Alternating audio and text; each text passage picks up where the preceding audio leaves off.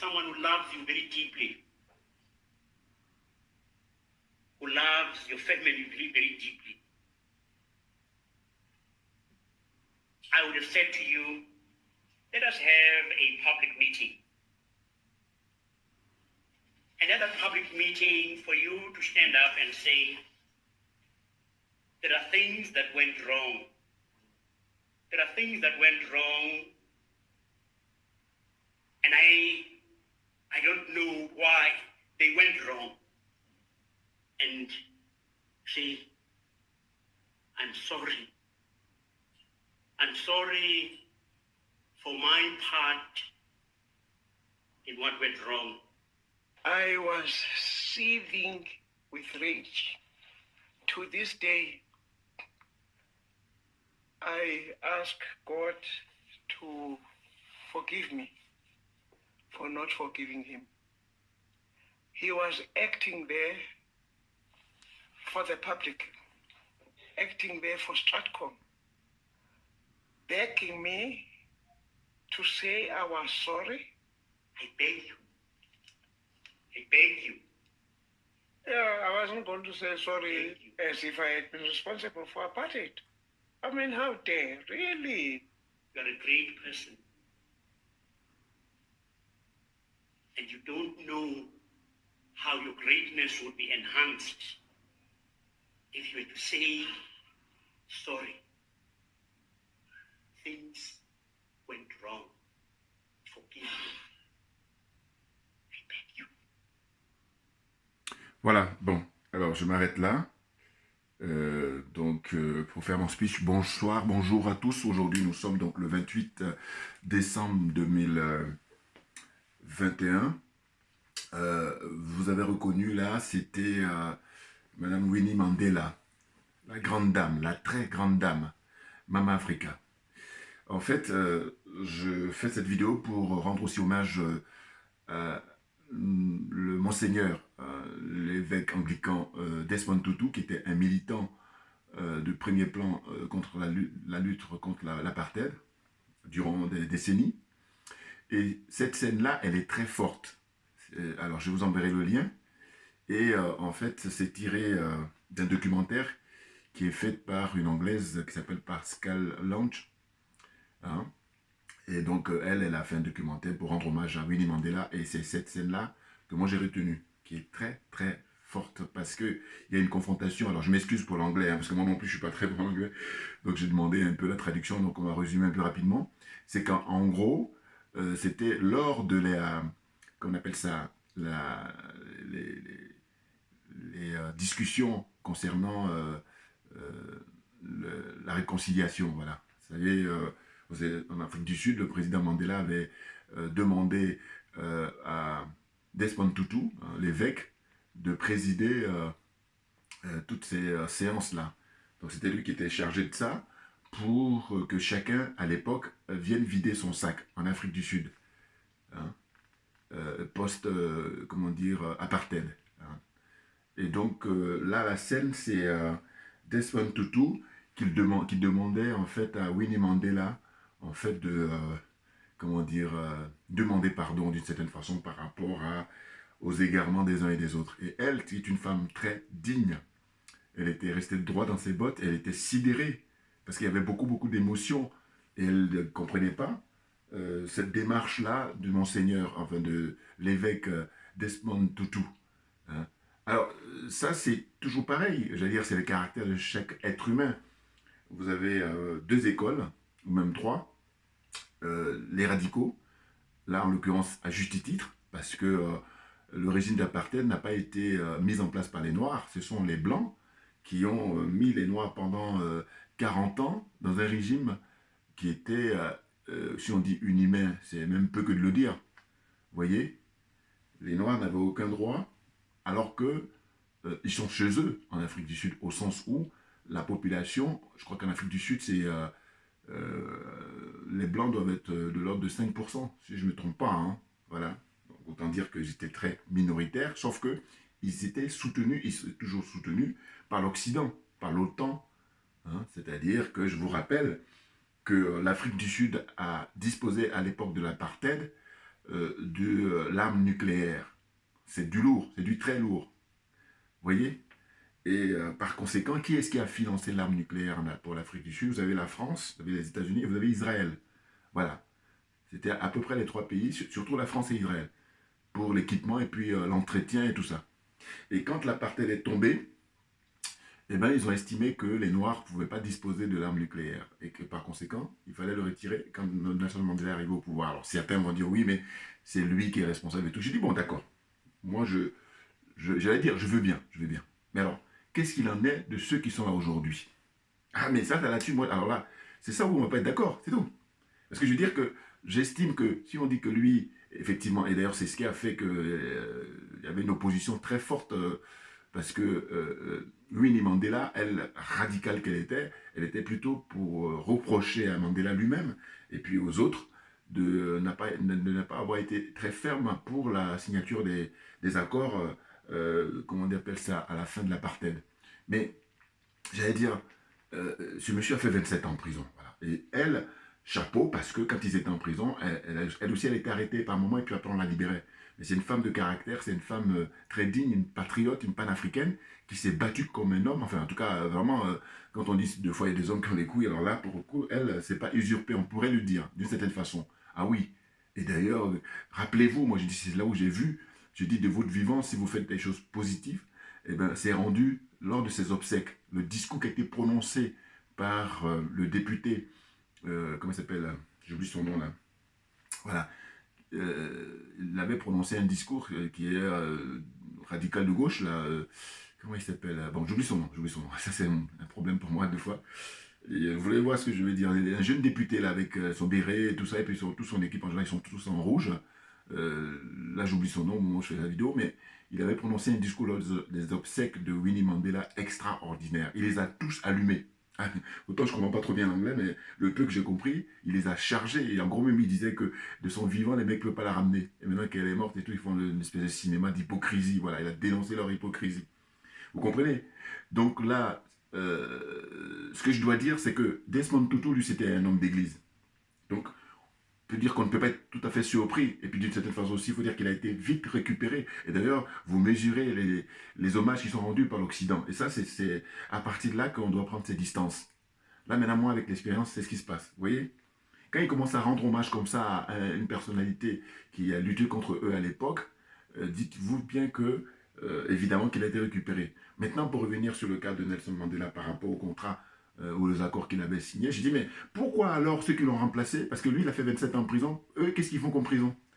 Jacob Zuma va en prison parce qu'il est soupçonné, ou il est accusé même pas soupçonné, il est accusé de corruption. Hein, il a été corrompu là-bas par une famille indienne. Voilà. Donc, ça n'a rien à voir avec une lutte politique. Et puis, qu'est-ce qu'il y a encore?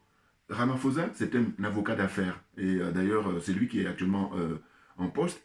Hein, et bien, il y a les élections intermédiaires, c'est-à-dire les élections municipales. Et ce qu'on constate, l'ANC a un recul à chaque fois. Voilà. Là, il y a eu les élections, là, il y a un mois, plus d'un mois. Et bien, l'ANC a un recul. C'est-à-dire qu'ils sont même descendus sous la barre de 50%. Ils sont rendus maintenant à jouer sur les 40% hein, de suffrage. Alors que quand l'apartheid était terminé, eh ben, à chaque élection, c'était le raz-de-marée. Il raflait toutes les élections, hein, dès le premier tour. Hein. Or là, les gens sont déçus par rapport à toutes les promesses qui n'ont pas été tenues. Et c'est la corruption qui les anime. Et c'est ça qui m'impressionne, parce que je me dis, bon, la zone CFA, voilà, la zone des aliénés, des complexés, je dis, bon, eux, ils n'ont pas connu l'apartheid, donc c'est un peu un certain luxe. Mais je me dis, mais comment on peut avoir connu l'apartheid alors que l'apartheid, mais attendez, il y a des documentaires, là aujourd'hui justement on a l'heure du numérique, on a l'heure des réseaux sociaux, vous avez des documentaires sur YouTube, vous pouvez regarder, mais c'était, comment dire, quelque chose de, je dis c'est inhumain, voilà. C'est-à-dire que l'être humain n'est pas considéré, et même moins que l'animal. Et c'est ce qu'a vécu les frères là-bas, les frères et sœurs noirs, pendant 40 ans, c'est 4 décennies. Et avec les conséquences, vous imaginez, c'est-à-dire que ceux qui ont pu, comment dire, s'enfuir, s'exiler, profitent aussi pour rendre hommage à Mireille Makeba, la très grande dame, hein, très très grande dame, qui est obligée de s'exiler aux États-Unis. Après, elle a été adoptée par le président Ahmed Sékou Touré, là vous voyez la grandeur des hommes. Voilà. À l'époque, il a adopté Mireille Makeba, elle a dit viens ici, c'est chez toi. Il lui a même donné la nationalité de la Guinée, vous voyez. C'est pas les trouillards, là. C'est pas les gens qui sont cupides. Pour eux, l'argent, c'est Dieu. Et du coup, ils sacrifient leurs propres, comment dire, contemporains ou leurs propres semblables. Voilà. Donc, il faut arrêter un peu. Moi, si encore eux qui viennent là, et puis maintenant qui prennent les mêmes risques, c'est-à-dire qu'ils affrontent l'Occident, là, je dis, je veux bien. Or, il se trouve qu'ils sont dans la cupidité, et donc ils sont très loin des valeurs. Parce que Mandela, quand il lui fait 27 ans en tôle, mais il sacrifie sa vie. 27 ans, c'est pas quand même 27 jours, excusez-moi. Comprenez? Et quand il sort de prison, il est fatigué parce qu'il a subi des tortures, aussi bien physiques que euh, hein, morales et tout ça. Psychiques. Hein. Et comme j'ai dit, la prison en Afrique du Sud, à l'époque de Mandela, c'est pas la CPI. Hein. Non, mais, moi, c'est ça, moi, on met les cartes sur table. On met les cartes sur table. Et puis, savoir de quoi on parle. Vous comprenez? Donc, je dis que très souvent, je veux bien entendre les critiques qui disent que oui, il n'aurait pas dû, et puis quand il a signé, finalement, on a eu le pouvoir politique, mais au niveau économique, zéro. D'accord. Mais ceux qui l'ont remplacé, pourquoi ils prennent pas la relève maintenant? Parce que lui, il n'est plus, hein, il est plus vivant. Voilà. Et ce que je dis, il a fait ce qu'il devait faire, il a fait ce qu'il pouvait. Parce que c'était pas aussi évident que ça. Ben, bien entendu. Hein. Et donc, on en revient toujours, je vous dis, Frantz Fanon, hein, sa célèbre phrase, quand il disait chaque génération doit, dans une relative opacité, découvrir sa mission, soit l'accomplir ou la trahir. Or, le constat qu'on fait aujourd'hui, c'est que les Cyril Ramaphosa, les Thabo Mbeki, les Zuma, alors Zuma, lui, c'est le pompon, ben, tous ces gens-là, mais qu'est-ce qu'ils font?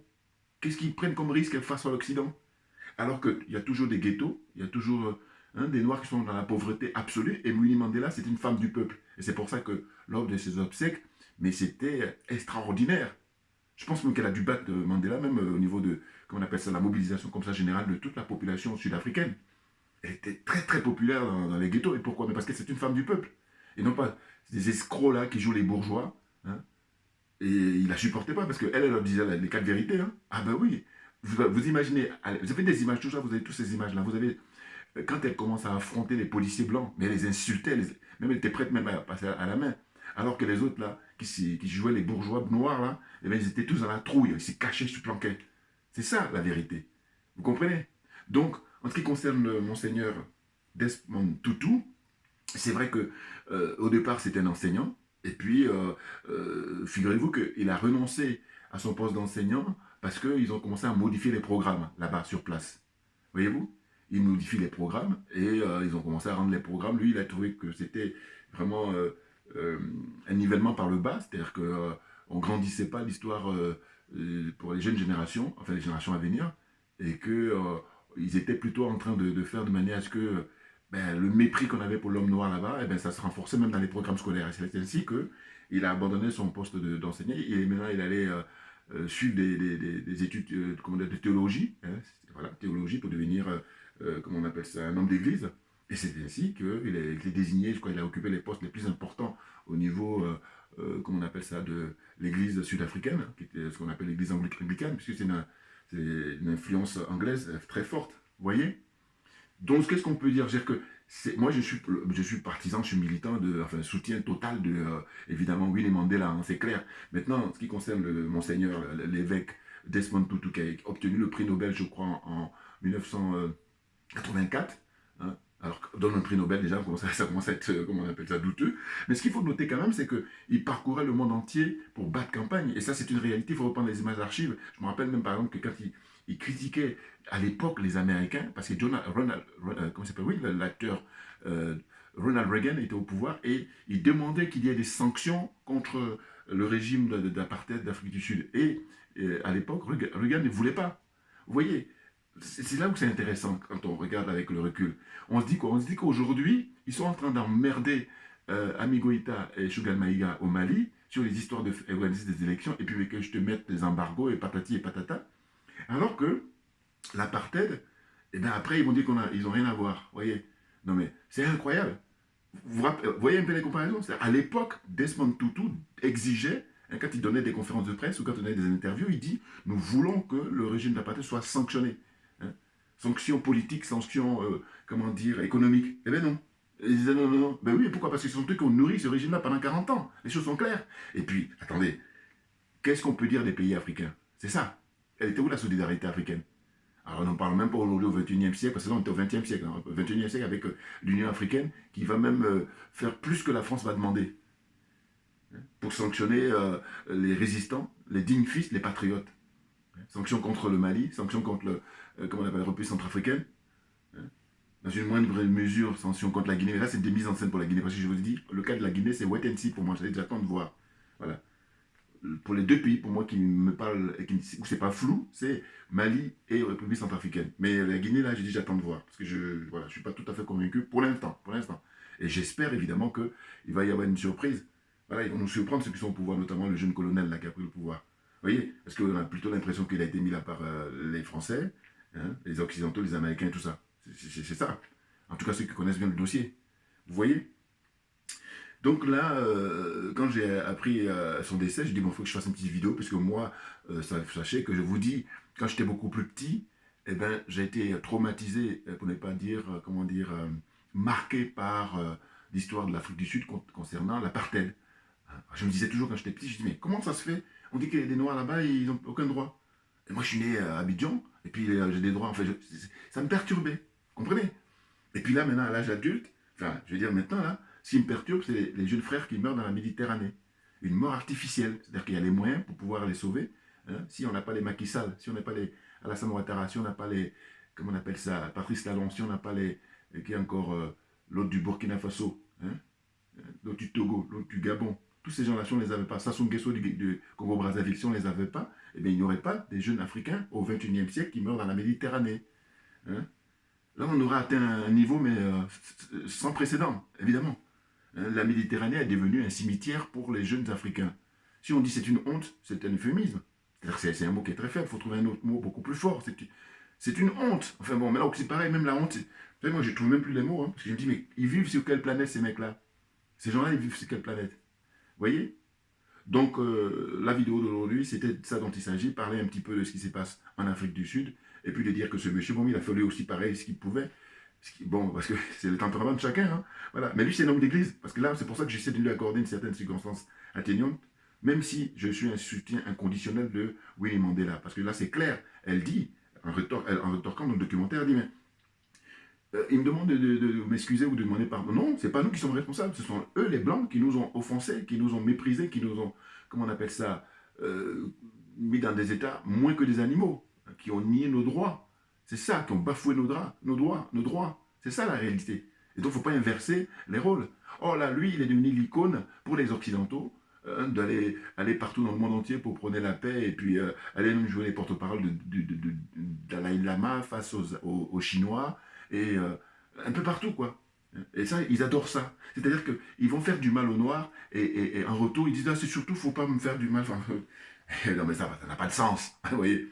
Parce qu'il a aussi eu des phrases très très célèbres, Desmond Tutu, quand il dit, à l'époque, dans les interviews, il disait qu'en fait, il demandait aux Noirs, eh ben, il nous appartient de leur apprendre l'humanité, parce qu'ils ont oublié l'humanité, ils ont quitté l'humanité. Et quand je rélis ces trucs-là, je me dis, mais c'est fou, moi, à mon petit niveau, dans mes petites réflexions, quand je dis, ces gens-là, ils ont l'apparence d'êtres humains, mais ce ne sont pas des êtres humains, ben, ça se rejoint, d'une certaine façon. Très clairement, ça se rejoint. J'ai dit qu'ils ont l'apparence d'êtres humains, mais ce ne sont pas des êtres humains. Eh bien, avant moi, des gens comme Desmond Tutu, quand ils donnent des interviews, à l'époque, quand ils battaient campagne un peu partout dans le monde, eh bien, quand ils s'exprimaient, ils disaient que nous, on est noirs, c'est nous qui avons l'humanité. Et que, malgré tout, on va essayer de les ramener dans l'humanité. C'est extraordinaire. Vous voyez? Maintenant, c'est vrai que ce qui est dommage, c'est que on en arrive là, alors qu'ils ont milité. Si vous faites 30-40 ans en arrière, mais ils étaient bras dessous, hein, comme ça, côte à côte, hein, en permanence pour lutter contre ce régime-là qui, finalement, voulait exterminer les Noirs. Ah ben oui, là, on ne faut pas tourner autour du mot, là, on ne va pas faire des économies des mots. Hein. Ah non, non, non, parce qu'à un moment donné, moi, je dis toujours que si on a les moyens, il faut faire le bilan. Ah oui, depuis l'instauration de l'apartheid jusqu'à la fin, combien de Noirs sont morts? C'est très important pour moi, ça. Ah oui, c'est pour ça que je parle toujours du bilan. Non, mais parce que quand tu fais le bilan, tu sais où on en est. Qu'est-ce qui a été fait de bien, qu'est-ce qui a été fait de mal. Et maintenant, ça permet acter pour l'avenir. C'est clair. Vous voyez? Donc, comment on appelle ça? L'Afrique du Sud, c'est une situation très difficile. Des fois, quand je regarde des documentaires, je me dis, mais c'est dingue. On a du boulot. On a du boulot. C'est-à-dire que quand on a des gens comme le colonel Assimi Goïta au Mali, exceptionnel, mais il faut le protéger. Et je dis bien, il faut le protéger à mort, parce qu'on a tellement de lâches, on a tellement de cupides, hein, des aliénés, des complexés, des corrompus. Ça, que quelqu'un me trouve mieux. Voilà. Je suis désolé, je suis fair play. C'est-à-dire que si tu te trouves mieux, moi je suis là pour reconnaître. Mais sinon, on applique ça. Et d'ailleurs, je veux dire, qu'est-ce que tu veux ajouter de plus? Moi, je suis ouvert dans les commentaires. Dites-moi, trouvez d'autres trucs un peu plus forts que... Hein, et on se bat justement pour sortir de là. Parce qu'on peut sortir. Hein. C'est une question de volonté. Les Assimi, là, Assimi Goïta et puis Choguel Maga, ils sont en train de sortir. Hein. Ou le président de, comment on appelle ça, Centrafrique, il est en train de sortir. Alors que les autres, ils font le sens inverse. Eux, ils sont là pour encore... voilà. J'allais même dire que ce soit irrécupérable. Voilà. Et pour le cas de l'Afrique du Sud, c'est très compliqué, mais ce que je note simplement, je dis, quand Mandela fait 27 ans en prison, pourquoi ceux qui le remplacent, qui viennent là, qui ont le pouvoir actuellement, pourquoi ils prennent aucun risque? Pourquoi ils ne font pas de sacrifice? Voilà. Hein? Ils sont plutôt aliénés comme la zone CFA, hein, complexés et corrompus. Concours de corruption. Voilà. Ça se joue là-dessus.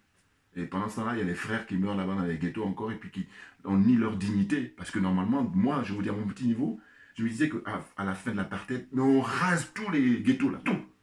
Et puis l'argent, parce que l'Afrique du Sud fait partie des pays les plus riches. D'ailleurs, je suis le premier sur le plan continental. Je crois que le Nigeria est numéro 1 et en deuxième position vient l'Afrique du Sud. Donc il y a de l'argent. Mais l'argent, il est détourné, il est mis sur les comptes en banque, il est mis pour enrichir une toute petite minorité là. Et puis pendant ce temps-là, le peuple il crève. Donc j'ai dit, il fallait raser tout. Et puis en plus, qu'est-ce qu'on apprend? Avant de faire cette vidéo, quand je fais des recherches, on apprend qu'il y a des musées importants qui ferment parce qu'il n'y a pas assez de budget pour, comment dire, les entretenir. Oh, c'est des musées sur justement l'histoire de l'apartheid. Vous voyez? Qu'est-ce qu'on peut dire ça? Et c'est pour ça que je m'en prends souvent aux frères qui ont les moyens. Je suis désolé parce qu'il y a des gens qui ont fait les commentaires en disant non, il faut le comprendre à la famille. Comprendre dans quoi? Je dis simplement, la réponse que je donne, je dis qu'il fasse comme Salif Keita, point. Voilà, il n'y a pas de... hein, c'est tout. Parce qu'il y en a un qui a fait ça. Et celui qui l'a fait, Salif Keita, c'est pas un extraterrestre, que je sache. Donc voilà, à un moment donné, soyons sérieux. Et je dis sinon, qu'il ferme sa gueule définitivement et qu'il aille faire autre chose. Mais qu'il ne vienne pas donner des conférences, des interviews ou je ne sais quoi encore là pour faire le malin. Hein? On l'a nommé Alpha Blondy en 2015 comme étant ambassadeur de la paix. Mais il n'y a aucune paix en Côte d'Ivoire. Là même, à l'actualité, on apprend que Adou Richard, là, le procureur, est en train de menacer au Gbagbo et machin. Mais n'importe quoi. Bon, je reviendrai évidemment dans les jours qui viennent sur la marmaille de la politique en Côte d'Ivoire. Pour l'instant, il est question de rendre hommage à ce très grand militant qui vient de partir à l'âge de 90 ans, Desmond Tutu. J'allais dire que son âme repose en paix. Il a été récupéré à la fin par les impérialistes, mais bon, il était déjà vieux, alors que quand il était jeune, donc il était beaucoup plus déterminé. Donc, je vous dis, lui, c'est un homme d'église, donc voilà, il est homme d'église. J'allais dire, qu'il fasse ce qu'il a fait, bon, mais ça ne m'étonne pas vraiment. Voilà. Alors que, évidemment, moi, je suis plutôt plus un fervent supporter de Winnie Mandela, la grande dame, voilà. Et au niveau de la Côte d'Ivoire, ça va être un petit peu à l'échelle. Madame Simone Gbagbo, voilà. Elles ont les couilles, voilà. Contrairement à d'autres. Suivez mon regard. Merci à vous tous pour votre attention. Et puis là, voilà, qui caractérise la zone CFA, même un petit peu les Ramaphosa, là, les aliénés, les complexés, les corrompus. Merci pour votre attention et puis à très bientôt. Merci bien.